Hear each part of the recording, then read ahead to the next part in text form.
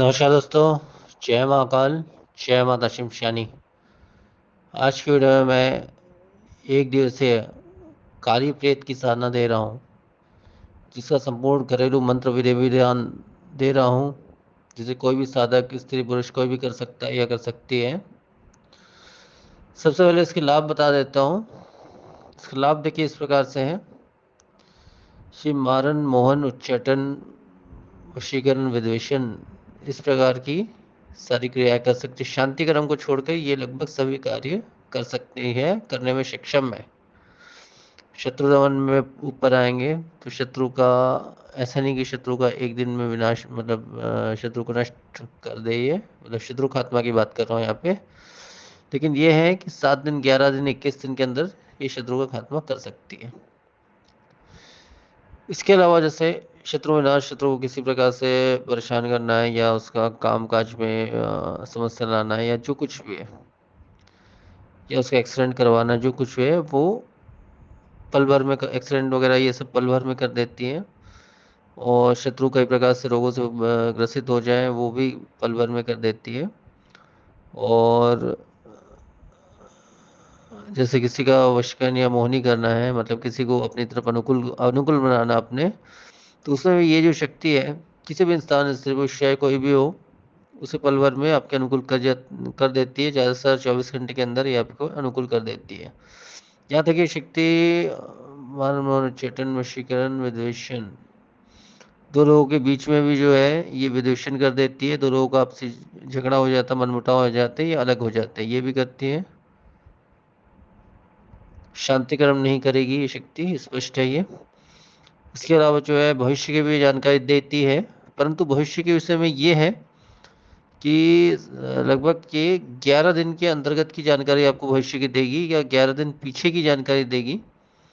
11 से 21 दिन के अंतर्गत की जानकारी ये शक्ति देगी। ऐसा नहीं है कि अन्य जैसे कोई विशेष शक्तियाँ होती है जो आपको महीने के 10 महीने पहले या 1 साल पहले की जानकारी आपको प्रदान कर दे, तो वो चीज़ नहीं होगा यहाँ पे। ये शक्ति इतना ही करेगी कि आज से 10 दिन बाद क्या होने वाला है या 10 दिन पहले क्या हो चुका है, इस प्रकार की जानकारी आपको प्रदान कर सकती है या करती है। तो इस प्रकार से लाभ है। इसके लाभ तो बहुत सारे हैं। इसके अलावा भी शत्रु दमन, शत्रु मारन, विद्वेषण, बहुत से लाभ है। 2 इंसानों या 5 इंसान को एक दूसरे से अलग कर देना, हालांकि तामसिक प्रवृत्ति की शक्ति है ये। और तामसिक विधान ये ज़्यादातर करती है शत्रु को किसी प्रकार से नुकसान पहुंचाना, हर प्रकार से नुकसान पहुंचाना, अपाहिज बना देना या उसको किसी प्रकार का नुकसान पहुंचा देना, या किसी प्रकार से ये नुकसान पहुंचा सकती है शक्ति को, मतलब शत्रु को। तो ये सब मुख्य लाभ हैं। किसी को आकर्षित कर देना, किसी को आपके अनुकूल बना देना, मतलब इसकी मदद से आप किसी भी इंसान, स्त्री पुरुष चाहे कोई भी हो, उसे आप अपने अनुकूल बना सकते हैं, अपने आकर्षित कर सकते हैं और अपना मनचाहा कार्य आप उससे पूरा करवा सकते हैं। इसे विशेष जो है यही सारे लाभ हैं। हाँ, शांति विधान या शांति क्रिया, रोग का नाश, ये सब ये शक्ति नहीं करेगी। पहले ही बता दे रहा हूँ, ये सब ये शक्ति नहीं करेगी। लेकिन जो मुख्य लाभ है वो मैं बता चुका हूँ, वो सारी चीज़ें ये शक्ति करती है और वो करेगी। अब सिद्धि विधान इसका बता दे रहा हूँ। सिद्धि देखिए इस प्रकार से है, जिसे आप अमावस की रात से कर सकते, रात्रि 12 से 3 के बीच में, और या फिर आप किसी भी इतवार के दिन, संडे के दिन, इतवार के दिन आप इस साधना को कर सकते हैं। अब इसमें करना ये है, अब विधान की तरफ चलते हैं। विधान बता दे रहा हूँ उसका। करना ये है, इसमें आपको जो है दक्षिण की दिशा आपकी रहेगी। घरेलू विधान बता रहा हूँ मैं, हालांकि विधान शमशान में भी हो सकता है, परंतु शमशान विधान करने की में बहुत सी तकलीफें आती है साधकों को, इसलिए इसका घरेलू विधान बता रहा हूँ मैं। सेम इस प्रकार से आप शमशान में भी कर सकते हैं। शमशानी जो भी साधक होंगे वो शमशान में भी कर सकते हैं, परंतु उसका घरेलू विधान बता रहा हूँ, जिसको कोई भी एकांत कमरे या एकांत स्थान में कर सकता है या कर सकती है। तो इसमें करना ये है, आपको दक्षिण की दिशा में एक मुट्ठी चावल आपको लेनी है, उसमें काजल इतनी मात्रा में मिला लेना है कि उसका रंग काला हो जाए। साधना का समय वही रहेगा, रात्रि 12 से 3 के बीच में होगी ये साधना। या तो रविवार को कर ले, इतवार के दिन, या फिर आप काली रात में मतलब अमावस की रात इस साधना को करें। तो इसमें दक्षिण की दिशा रहेगी, काला आसन होगा, काला आसन के ऊपर में आपको जो है या कोई चौकी कुछ भी बिछा ले, उसके ऊपर काला रंग का नया कपड़ा बिछा ले, उसके ऊपर में एक मुट्ठी काली चावल स्थापित करें। और इसमें जो है 3 आपको सैगी नींबू, सैगी नींबू का मतलब ये है बिना कटा फटा हुआ नींबू, सैगी नींबू स्थापित करना है।